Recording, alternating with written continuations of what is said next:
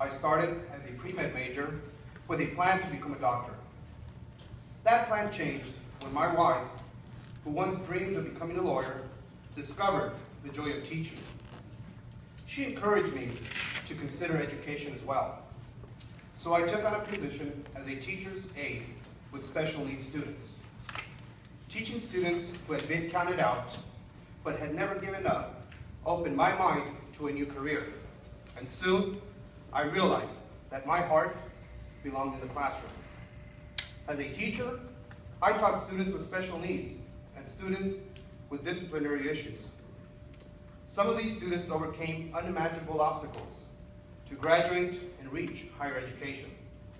I've seen their struggles firsthand, and I know we need a leader who believes that our state's future depends on lifting up all of our students. Senator Wendy Davis has demonstrated that she is that kind of a leader. In 2011, she used her voice to elevate the voices of teachers, students, and parents who were crying out against cuts to our schools. Wendy fought for us.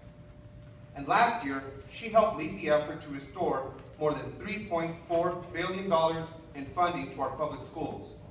And as governor, she'll never stop fighting to create a 21st century education system for all Texans.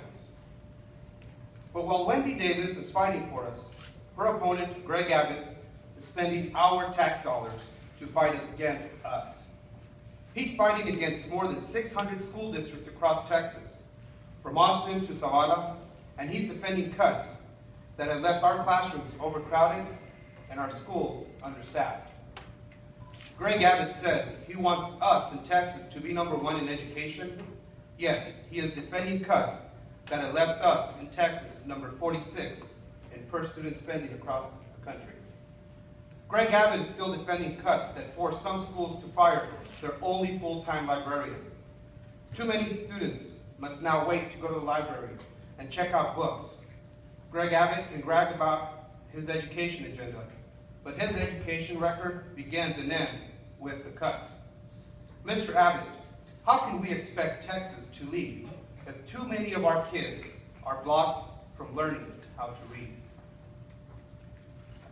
And for the special needs students like the ones that I taught, these cuts have meant that registered nurses are being replaced by lower-cost nurses who can't prescribe medication to our most medically fragile students, the students that these nurses depend on.